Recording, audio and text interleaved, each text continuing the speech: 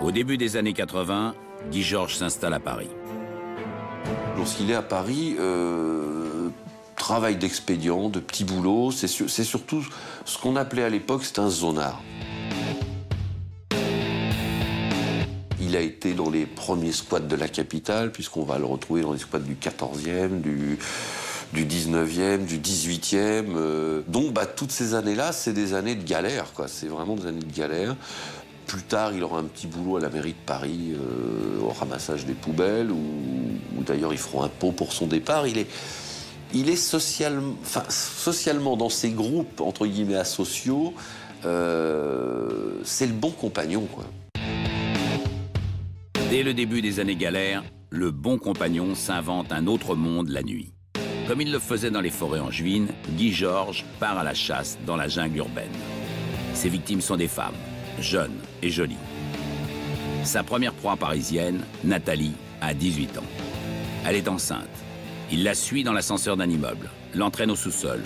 Au couteau, il découpe sa robe, ses sous-vêtements et la viole.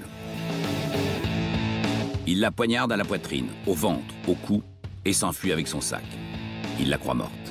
Mais elle parvient à se traîner dans l'ascenseur et à alerter les secours. Miraculée, Nathalie a survécu. Son enfant aussi. Invraisemblable. La plainte déposée par Nathalie est enregistrée pour un simple vol avec violence. Elle est même classée sans suite. En 1981, Nathalie est agressée et violée. On ignore un peu ce viol. Tout ce qui compte, c'est l'agression, c'est le coup. Guy Georges poursuit sa route. Il vit de petits trafics de drogue, de prostitution homosexuelle aussi, dans le quartier de Pigalle. De vol à l'étalage, enfin. C'est justement ce qui va le faire trébucher. Pour des vols répétés dans des supermarchés, il écope de 5 mois de prison en février 82. À peine ressorti, en juin 82, il s'en prend à une nouvelle jeune femme, Violette. Sous un porche d'immeuble, la menaçant de son Opinel numéro 12, il lui impose une fellation. Elle résiste. Il lui porte 2 coups de couteau au cou et fuit. Dans son sillage, il perd son billet de sortie de la prison de Fleury-Mérogis. Arrêté, il est condamné à 18 mois de prison pour attentat à la pudeur. Les faits auraient dû être qualifiés d'agression sexuelle. Guy Georges est profondément manipulateur. Il commet des choses qui sont extrêmement graves. Les experts qui l'examinent concluent qu'il est extrêmement dangereux. Et malgré tout, il prend des peines de prison qui sont très faibles. Et puis il sort, il recommence. Et le fait qu'il recommence alors qu'il est justement encore sous contrôle, normalement, de l'autorité judiciaire, lui montre qu'il est plus fort que tout le monde. Transféré dans l'Est de la France, Guy Georges est libéré début 84 pour bonne conduite. Le soir même, il fête sa libération de la pire manière. Il se retrouve à l'entrée d'un parking, il voit une voiture qui rentre dans le parking, il suit cette voiture, il se met dans le parking, et là, toujours pareil, il ne sait toujours pas pourquoi, mais la pulsion commande l'homme. Il pénètre dans la voiture, là effectivement il menace cette femme d'un couteau, il l'oblige à une fellation, mais il la laisse vivante. Il la laisse vivante presque malgré lui. Il lui a porté 2 coups de poignard à la gorge avant de fuir. Sa victime est malgré tout en mesure d'apporter un témoignage très précis à la police. C'est pas un criminel organisé, quoi. Il quitte pas Nancy, il reste, je crois qu'il reste sur la même place, la grande place de Nancy, enfin bref, il se fait serrer quelques heures après. Cette fois, Guy Georges prend beaucoup plus cher. 10 ans de prison pour viol commis sous la menace d'une arme.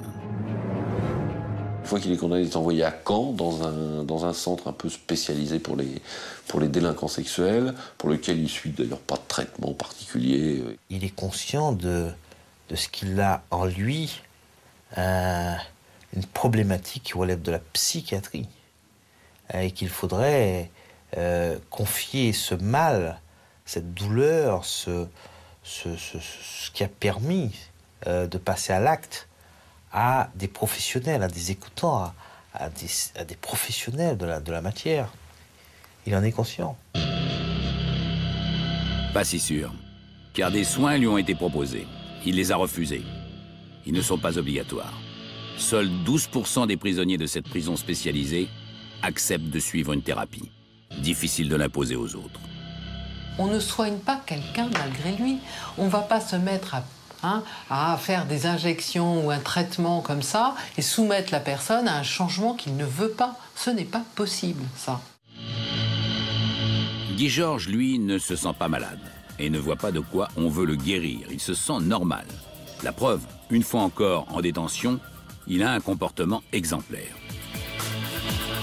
Quelque chose de tout à fait étonnant chez lui, qui est le contraste entre cette espèce de fuite en avant éperdue, de cette course terrible, et son calme, son apaisement en prison, dans des moments où il semble avoir eu quelques apprentissages scolaires et en même temps il a pu faire du sport, comme si en prison, dans les murs de la prison, il était contenu, comme si c'était la seule façon pour lui de retrouver des repères et un semblant d'organisation. Grâce à cela, Guy Georges obtient dès 1991 un aménagement de peine. Il peut sortir la journée, pourvu qu'il rentre dormir le soir derrière les barreaux. Il obtient cet aménagement malgré les signaux d'alarme lancés par les psys. Les personnes qui l'ont examiné, les psychiatres qui l'ont examiné, les psychologues qui s'en sont occupés, les éducateurs qui en ont eu la charge, ont tout de même insisté précocement sur la tournure très inquiétante de son parcours.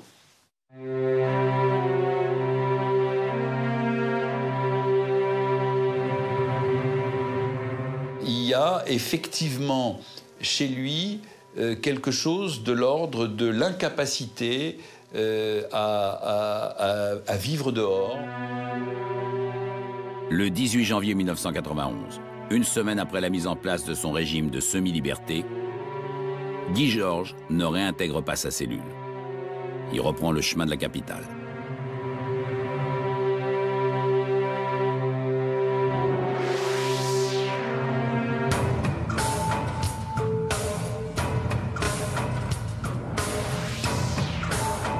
Voilà seulement 6 jours que Guy Georges est revenu à Paris. Il est dans le quartier Montparnasse. Attablé à une terrasse de bistrot, il repère une jeune et belle étudiante blonde, Pascale Escarfaille. Il la suit jusqu'au 6e étage d'un immeuble de la rue de Lambes. Dans l'escalier, Pascale se retourne et demande à Guy Georges « Que veux-tu » ?« Toi », répond-il en sortant son couteau de chasse. Il la pousse jusque dans le studio, lacère ses vêtements, coupe le soutien-gorge entre les deux bonnets, viole la jeune femme et lui plante le couteau dans la carotide.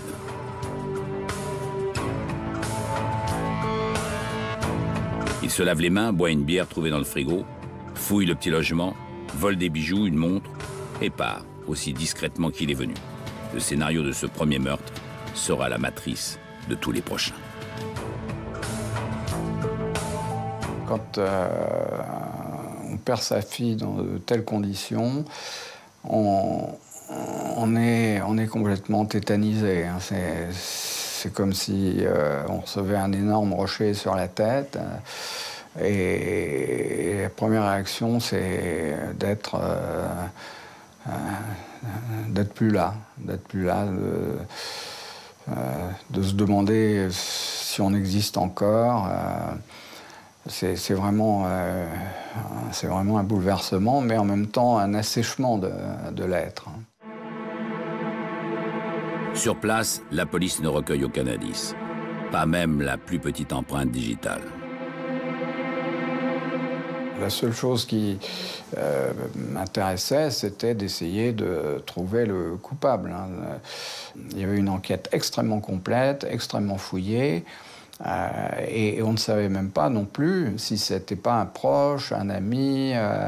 Donc la police a suivi toutes les pistes. Et puis l'inspecteur Bustamante qui menait l'enquête, qui était vraiment quelqu'un de formidable, m'a dit on ne retrouvera l'assassin que s'il récidive. Guy Georges a quitté Paris. Une semaine plus tôt, il aurait dû rentrer dormir en prison à Caen. Mais il a joué les filles de l'air. Personne ne semble s'en être inquiété. Aussi, il rentre au bercail, comme si de rien n'était. Il tue et il revient spontanément en prison. Il développe à ce moment-là un sentiment de toute puissance. Il se sent plus fort que tout. Il est plus fort aussi que l'institution. Non seulement il a réussi à assassiner une femme et donc à asseoir son pouvoir sur une femme, mais en plus, il berne tout le monde. Il berne les juges, les policiers, et il se protège des recherches de la police en revenant se mettre dans le giron de la prison. Personne ne demande à Guy Georges de compte ou d'explication sur son escapade. On passe l'éponge. Il bénéficie même plus tard d'une remise de peine et ressort en avril 92. Il n'a toujours aucune obligation de soins. Il ne se passe pas 15 jours avant qu'il fonde sur une nouvelle victime dans l'entrée d'un immeuble. Couteau à la main, le violeur veut imposer une fellation à sa victime qui hurle.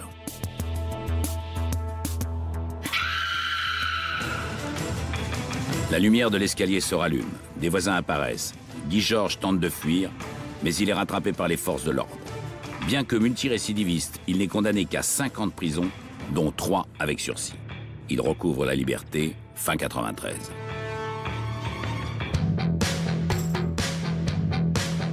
On le retrouve à nouveau dans les squats.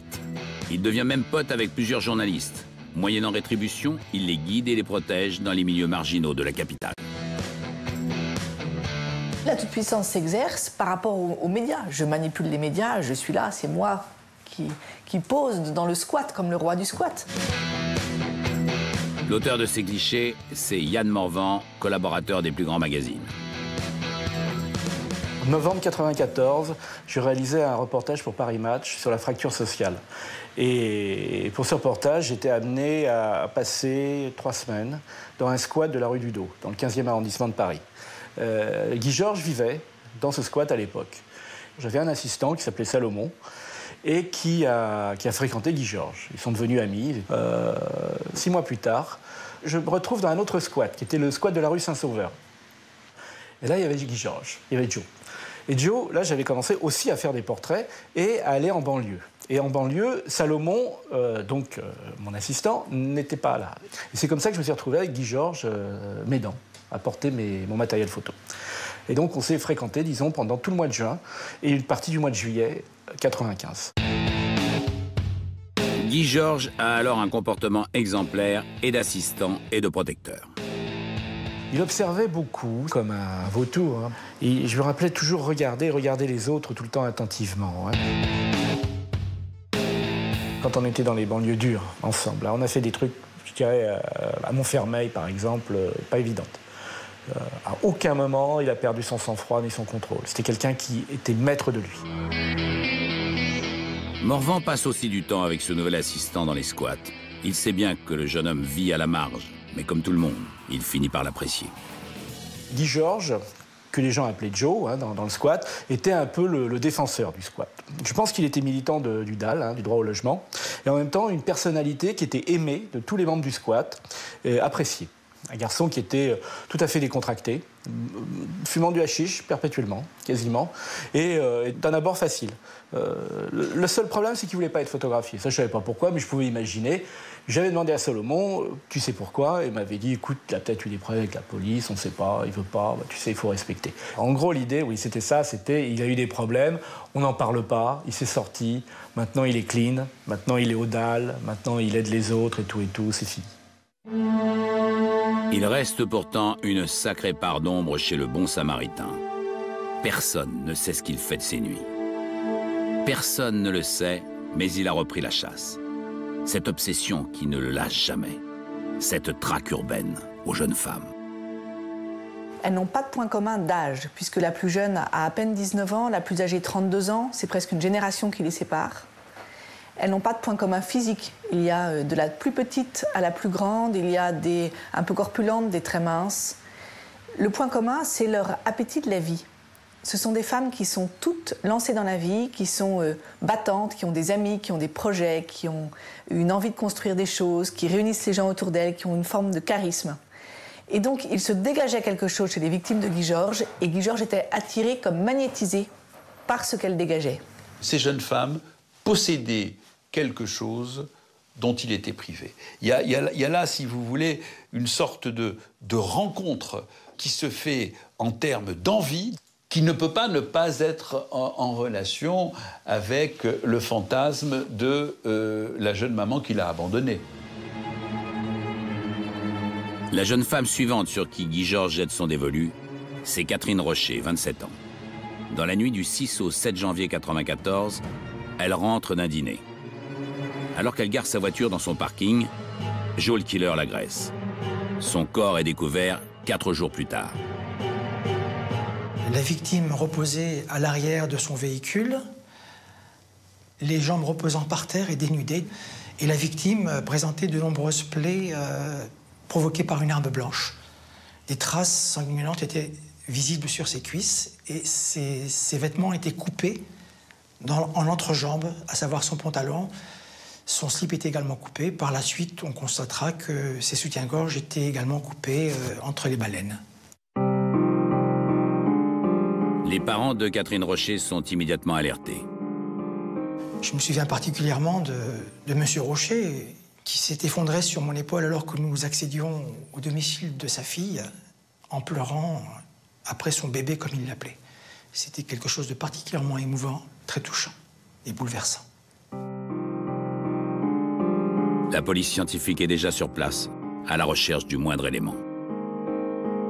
On a une empreinte partielle, une empreinte digitale partielle sur la vitre du haillon arrière de la voiture. L'empreinte digitale partielle n'est pas identifiable car elle ne comporte pas en nombre suffisant les éléments nécessaires, les 12 points nécessaires pour la comparaison éventuelle avec un suspect. On a des traces ensanglantées sur la porte du box. Les traces de sang sont celles de la victime, malheureusement. Il n'y a rien d'autre apparemment. Comme dans l'affaire de Pascal Escarfaille, les limiers de la criminelle ne peuvent aller plus loin. Et ils ne peuvent imaginer que les 2 meurtres sont ceux d'un seul et même individu. La macabre découverte suivante, elle, est immédiatement rapprochée de l'affaire Rocher. Et l'enquête est confiée au même groupe, celui du commandant Pellegrin. Les faits se déroulent à nouveau dans un parking.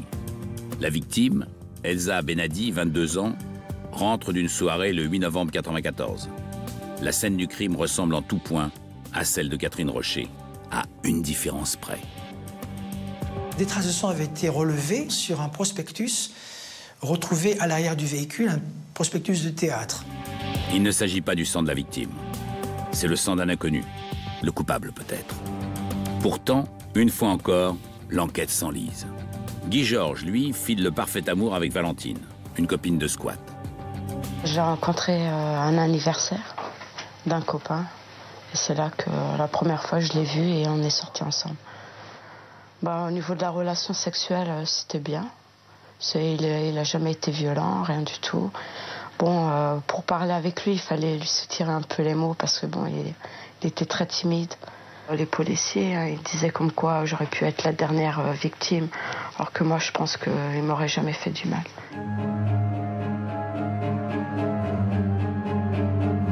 Un mois après avoir tué Elsa Benadi, Guy Georges s'en prend à Agnès, 27 ans. Elle est violée et assassinée chez elle, à 2 pas de la Bastille. Cette fois, et pour la première fois, on découvre des traces de sperme.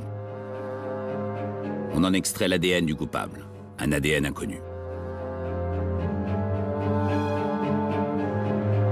En juin 1995, Elisabeth aurait pu connaître le même sort. Elle est suivie jusque chez elle. L'homme surgit, couteau à la main. Dans l'appartement, Guy Georges entrave la jeune femme et parle tranquillement avec elle, cigarette au bec. Profitant d'un moment d'inattention de son agresseur, Elisabeth parvient à s'enfuir. On retrouve chez elle, sur un mégot abandonné dans un cendrier, un ADN, le même que celui de l'agresseur d'Agnès. Et Elisabeth permet aux enquêteurs d'établir un portrait robot.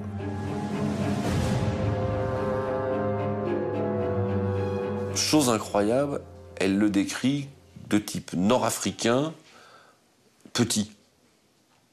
Et Guy Georges a plutôt, on va dire, si on doit chercher un type, plutôt un type antillais, grand. Il fait 1m80, 85, je crois, et tout. Ce qui fait que quand les portraits robots qui va être fait suite à ça, n'a rien à voir. En juillet 1995, c'est le corps d'Hélène, 27 ans, qui est découvert bâillonné, souillé, égorgé dans son appartement du 10e arrondissement. Sur place, on trouve non seulement un ADN, le même que chez Agnès et Elisabeth, mais aussi et surtout une trace de pied égyptien, dont le deuxième orteil est plus long que le pouce. Cette fois, les enquêteurs sont certains d'avoir affaire à un tueur en série. Les meurtres en appartement sont confiés au groupe Sanderson de la brigade criminelle et à un juge d'instruction de choc, Gilbert Thiel. Mais le célèbre magistrat ne peut empêcher le criminel de terroriser ceux qu'il croise. Yann Morvan, par exemple, qui a fini par avoir des embrouilles avec Guy Georges. Ils avaient menacé de vitrioler mes enfants. Donc j'ai dit, qu'est-ce que je peux faire? Il faut que j'aille chez un armurier, il faut que je prenne une arme. Je ne vais pas laisser ma famille vitrioler, je veux dire, c'est pas possible. Il m'a fait très peur. Et je me suis enfui d'ailleurs, je suis parti, je suis revenu 3 mois après, il était en bas de chez moi, il était en bas de la rue. Chez moi, c'était en septembre 95, il faisait le guet. Et il a été arrêté quelques jours après, pour tentative de viol. Je pense que ça m'a sauvé la mise, peut-être. Celle qui lui a peut-être sauvé la vie, c'est Mélanie Bakou. Le tueur de la Bastille l'a menacé de son arme, s'est fait ouvrir la porte de l'appartement. Mélanie avait été victime d'une agression dans le 3e arrondissement de la part d'un individu qui, sous la menace d'un couteau, avait tenté de pénétrer chez elle et avait été mise en fuite par la présence inopinée de l'ami de cette jeune femme. Cet individu allait être interpellé rapidement, car dans sa fuite, il avait perdu son portefeuille avec ses papiers d'identité. Il allait être interpellé et écopé de 30 mois ferme. Ni le caractère sexuel de l'agression, ni l'état de récidive n'ont été retenus. Guy Georges passe 2 ans à l'ombre. Il ressent en juin 97 et ne perd pas de temps. En 3 mois, il agresse au moins 2 jeunes femmes et en tue 2 autres. Magali Sirotti et Estelle Magne.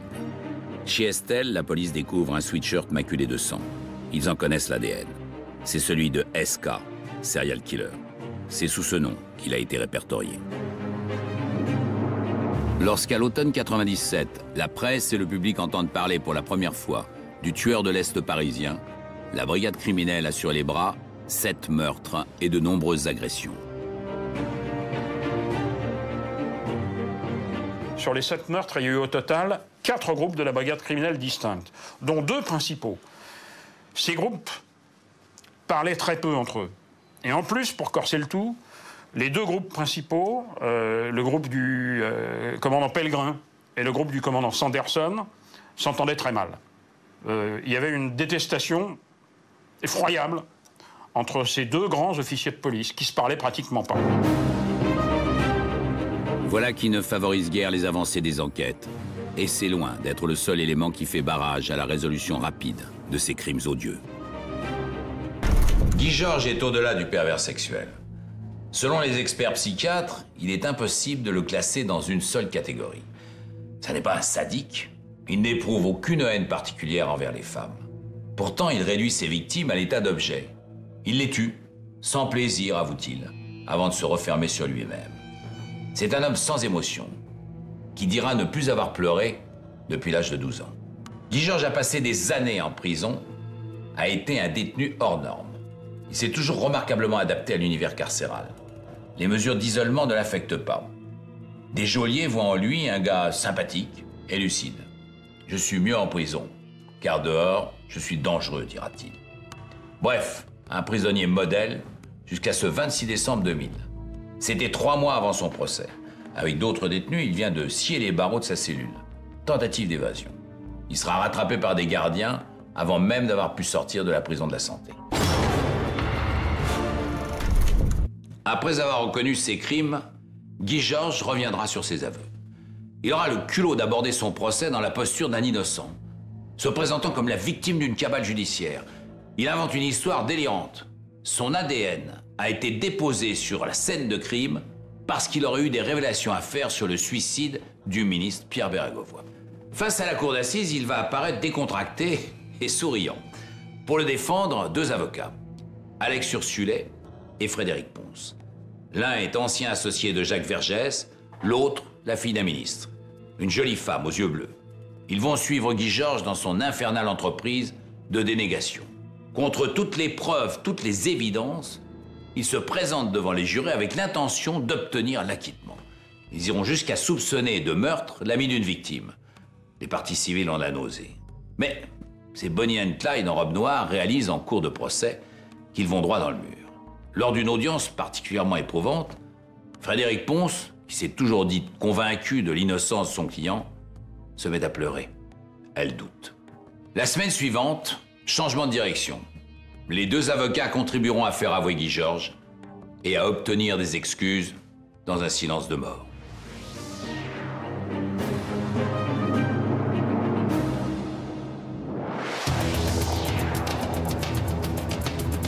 Guy Georges a tué à 4 reprises en 94, 95 et à 2 reprises en 97. Des périodes pendant lesquelles les limiers du quai des Orfèvres sont un peu sur les dents.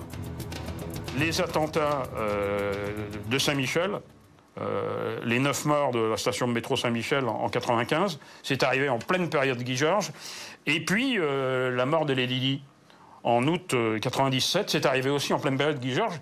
Et toute la brigade criminelle a été réquisitionnée, et pour l'attentat de Saint-Michel, et pour la mort de Lady Di, et ne s'occupait plus de la recherche du serial killer. On n'est pas là en train de se dire, bon, on a un petit assassinat, là, et puis d'autre côté, on a une campagne d'attentats. Simplement, les moyens n'étant pas indéfiniment extensibles, il est bien évident que les enquêteurs de la brigade criminelle sont sur le pont pour les attentats de Paris, et les fonctionnaires de police épuisés, c'est jamais forcément très bon pour les enquêtes. Épuisé ou pas, fin 97, après 7 meurtres, dont au moins 4 imputables au même auteur, ADN à l'appui, plus question de traîner. Il y a une grosse pression parce que ça part tous azimuts. Les hôpitaux psychiatriques sont, visités entre guillemets, parce qu'on s'intéresse à l'aide déséquilibrée. On s'intéresse aux militaires, aux anciens militaires, de par la nature des blessures avec une arme blanche. Tout est analysé, tout est travaillé, si vous voulez. Pour autant, nous sommes toujours dans le vague. On travaille, mais sans résultat. L'impétueux magistrat Gilbert Thiel ne peut s'en contenter. C'est pas possible qu'un type pareil, une véritable bombe comme ça, n'ait pas déjà été confronté au service de police. Il prend son téléphone et il dit il y en a marre, on dispose de preuves scientifiques, des traces d'ADN, il n'y a pas de fichier, ce fichier n'est pas autorisé, je m'en fous, on va le faire quand même. Et il ordonne à tous les labos qui disposent d'empreintes génétiques de les regrouper. C'est-à-dire qu'il, en contravention de la loi, il demande au laboratoire de créer le premier fichier d'empreintes génétiques en France. Effectivement, à l'époque, il était interdit de tenir un fichier informatisé des ADN prélevés à l'occasion d'enquêtes criminelles et de les croiser avec toutes les enquêtes en cours. C'est pourtant ce que Thiel demande. Les laboratoires hésitent ou refusent. J'aurais dit que s'ils maintenaient leur refus, ils me le matérialisent par écrit. J'aurais dit que je verserais la lettre au dossier. J'ai dit on en reparlera à l'occasion de la découverte du prochain corps mutilé. Ils ont demandé un délai de réflexion de 2 jours, et 2 jours après, ils ont dit bon, on vous le fait. On compare donc les ADN de plusieurs milliers de criminels à celui prélevé sur 4 scènes de crimes distinctes. Celui de SK, serial killer. Ce qui voulait dire pour chacun des laboratoires, ressortir tous les dossiers un à un et de regarder tous les profils génétiques pour voir si ce fameux inconnu n'était pas retrouvé. Ce qui représente un travail énorme, mais ce qui a permis, de cette manière-là, de trouver Guy Georges par cette comparaison manuelle dans nos dossiers. L'ADN de Guy Georges et celui de SK cohabitaient dans une même armoire du laboratoire de police scientifique de Nantes, à 1 mètre l'un de l'autre. Le 24 mars 1998, le professeur Pascal téléphone au juge Thiel. Il commence par me dire, bon, j'ai une bonne et une mauvaise nouvelle, monsieur le juge. Je dis, inversons la problématique habituelle, donnez-moi d'abord la bonne. Il me dit, bon, j'ai identifié le tueur de l'Est parisien. Il me dit, il s'appelle Guy Georges. Moi, Guy Georges, ça me dit rien du tout, hein, comme nom. Je lui dis, c'est pas la peine de me dire la mauvaise, c'est qu'on l'a déjà eu entre les mains. Il m'a dit, oui, tout à fait. Les flics ont eu le tueur de la Bastille entre les mains à de nombreuses reprises. À 36 ans, Guy Georges a déjà passé près de la moitié de sa vie en prison. Son empreinte génétique a été prélevée, avec son accord, lors de son séjour à Caen en 1991, avant le meurtre de Pascal Escarfaille. Depuis, cette trace dormait dans l'armoire du labo de Nantes. En 1995, alors qu'il a été condamné à 30 mois de prison pour l'agression de Mélanie Bakou, trahi par le portefeuille perdu dans sa fuite, il est suspecté par le commandant Pellegrin des meurtres de Catherine Rocher et d'Elsa Benadi, les 2 victimes des parkings. Pellegrin fait venir le détenu au 36 quai des Orfèvres. Il nous a déclaré ne pas connaître les lieux, ni reconnaître les photos des victimes que nous lui représentions et ne pas être en mesure de justifier de son emploi du temps. Son ADN est même comparé à celui extrait du sang recueilli sur le prospectus de théâtre découvert dans le véhicule d'Elsa Benadi. Ce n'est pas son ADN. Personne ne sait encore que le sang du prospectus n'est pas celui du criminel. Guy Georges est mis hors de cause. Avant de le renvoyer dans sa cellule, Pellegrin propose au commandant Sanderson de l'interroger à son tour.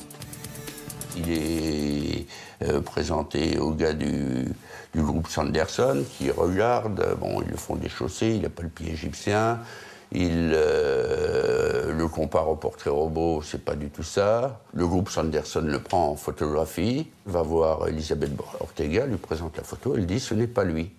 Alors, une nouvelle fois, c'est pas la moindre critique vis-à-vis d'Elisabeth Ortega quand on subit des traumatismes identiques à celle-là. Mais voilà comment ça foire. Un portrait robot qui ne correspond pas, un témoin qui ne reconnaît pas son agresseur. Pourquoi donc irait-on comparer l'ADN de Guy Georges à celui de SK? Si cela avait été fait, le tueur de la Bastille aurait été mis hors d'état de nuire dès 1995.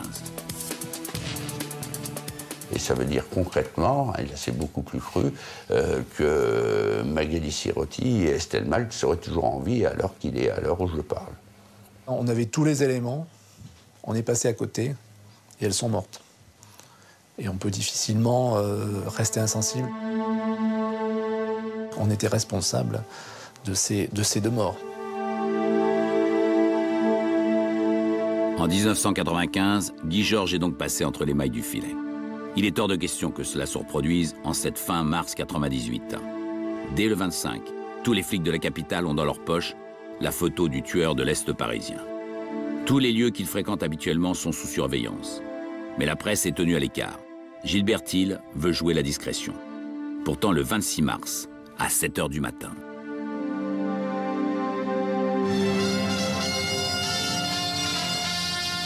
Le journal de Jacques Esnoux. Bonjour, exclusivité RTL à la une de l'actualité ce matin. Le tueur de l'Est parisien a été identifié par la brigade criminelle. Alors là, tempête sous les crânes, le juge Thiel explose, parce que Guy Georges avait été identifié, mais pas encore logé, comme disent les policiers, et on pouvait craindre que s'il écoutait la radio, entendant qu'il est démasqué, il ait le temps de s'en aller. Effectivement, l'irresponsabilité journalistique en la matière a atteint des sommets. Heureusement, Guy Georges n'écoute pas la radio. Il est presque 13 h lorsqu'il surgit du métro Blanche dans le quartier de Pigalle. 2 policiers sont là. Ils le reconnaissent. Guy Georges se laisse interpeller en douceur. Il a pourtant son opinel dans la poche. Il est emmené au quai des Orfèvres. Lorsque Guy Georges est arrivé à la criminelle, évidemment, tout le monde se précipite sur la mezzanine qui domine l'escalier principal qui conduit à notre service, dans un silence quasi religieux, et le voit passer. Enfin, on pouvait mettre un visage et un nom sur ce prédateur. Le premier à interroger Guy Georges, c'est justement le commandant Pellegrin. Au bout de quelques minutes, il nous parle d'un dossier que nous n'avions pas pris en compte. Celui d'un assassinat commis en 1991 au préjudice de mademoiselle Pascal Escarfaille, qui avait été également violentée, qui avait été tuée à coups de couteau dans le 80e arrondissement. Et cette affaire, c'est lui qui nous en parle spontanément, sans que nous évoquions avec lui en quoi que ce soit les détails. Et il nous donne des précisions de lieu, des détails sur la victime, sur les gestes qu'elle a pu avoir, sur la scène de crime et sur ce qu'il a dérobé. et qui correspond parfaitement à ce que le groupe qui avait à l'époque été saisi d'enquête avait noté. Au fil des mois et des interrogatoires, il finit par avouer non sans mal tous les crimes dont il est suspecté. Ceux dans lesquels a été retrouvé son ADN d'abord, puis tous les autres. Et à chaque fois, il donne des détails que seul le coupable peut connaître. C'est sur la base de ses aveux qu'il est renvoyé devant la cour d'assises de Paris.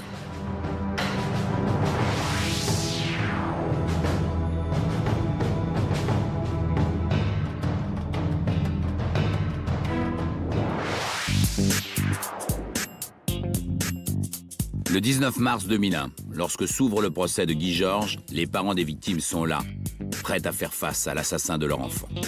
On dit souvent qu'un procès permet de faire son deuil. C'est une expression aussi que je n'aime pas du tout, faire son deuil, parce qu'on n'accepte jamais la mort de son enfant.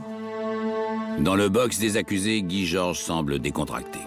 J'ai été terriblement choqué par le sourire de ce bonhomme dont on savait qu'il avait tué cette jeune femme, puisqu'il y avait les ADN, il y avait les aveux qui avaient été passés à la brigade criminelle. Il souriait, il était décontracté, et je me suis dit, tiens, on va en faire une star. Qui ont, nous, les médias. S'il sourit, c'est sans doute parce qu'il prépare un coup impensable. Il choisit de plaider non coupable. Il serait innocent de tous ces meurtres, victime d'une erreur judiciaire. Ses avocats en semblent également convaincus. Ce qui était patent, c'est que dans certains dossiers, il était patent que la mise en cause de Guy Georges ne tenait pas.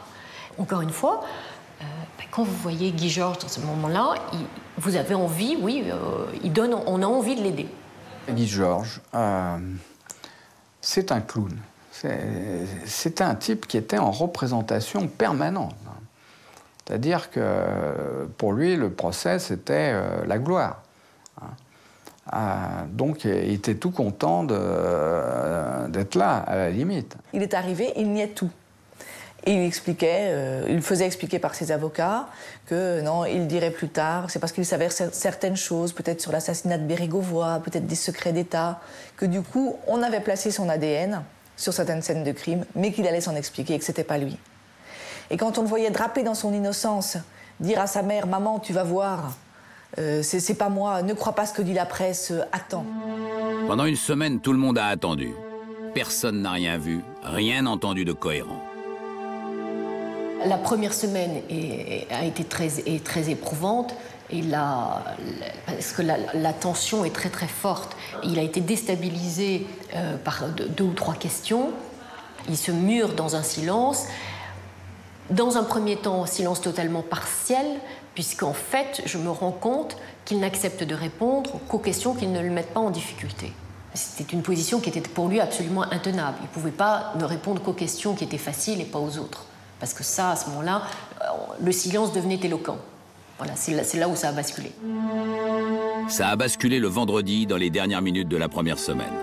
Un expert avait envisagé que certaines découpes de vêtements auraient pu être faites de la main gauche. Le tueur serait donc ou gaucher ou ambidextre. Ce n'est donc pas moi, Serine Guy Georges. Je suis droitier. Maître Solange Doumic, l'avocat d'une des parties civiles, le reprend. Vous faites rien avec la main gauche. Non, rien avec la main gauche. Pourtant, je vous ai vu bouger le micro avec la main gauche et bouger les photos comme ça avec la main gauche. Il prend ça dans la tête, il s'immobilise et dit oui, mais c'est pas du tout pareil. Les photos, c'est comme ça, mais sinon. Et je lui dis oui, sinon, vous donnez des coups avec la main droite. C'est ça. Et il relève le poing. Et quand vous tenez un couteau et que vous tapez avec le couteau, vous frappez avec le couteau avec la main droite. Oui, c'est ça. Et il refait le geste. Je dis merci, je m'assieds. Guy Georges se lève, hurle en me désignant du doigt comme ça. C'est elle m'a eu. Pour elle, c'est un jeu. Son avocate dit mais non, elle vous a pas eu. Et lui hurle encore plus fort. Si, elle m'a eu, elle m'a eu. Il me désigne du doigt comme ça, il s'assied dans le box, il me menace du regard, avec les yeux au bord du regard, avec un regard tel que autour de moi, une autre avocate et la stagiaire qui était avec moi, l'une s'écarte et l'autre, la stagiaire, vraiment diminue sous le banc, disparaît pour ne plus. Et je me retrouve face au regard de Guy Georges, qui a duré 20 secondes. Énorme, un temps énorme. Et là, tout d'un coup, pour la première fois depuis le début du procès, c'était plus du tout l'homme courtois, charmant, que tout le monde avait envie d'avoir pour ami, à qui on aurait donné une cigarette sans problème. C'était le prédateur. On avait en face de nous celui qui avait assassiné. Et c'était absolument terrifiant. Suspension d'audience pour le week-end. Dès le lundi, maître Alex Ursulet, l'avocat de Guy Georges, reprend la main. Contre toute attente, c'est lui qui accouche son client. Guy Georges va dire ce que tout le monde attendait depuis des jours, voire des semaines, voire des années. C'est-à-dire qu'à la question « Avez-vous tué Elsa ? Avez-vous tué... » La réponse est oui. Avez-vous tué Pascal, Catherine, Agnès, Hélène, Magali, Estelle? À chaque prénom, la réponse est oui. Oui, il a cessé d'être un monstre. Il est redevenu un homme. Et en répondant oui à son avocat, à celui qui se battait depuis le début, pour exiger que l'accusation fasse correctement son métier. Donc, finalement, il va nous permettre d'accomplir notre mission encore plus fortement que nous n'avions jamais espéré. Car quel gâchis si ce procès était allé à son terme et s'il n'avait pas dit oui.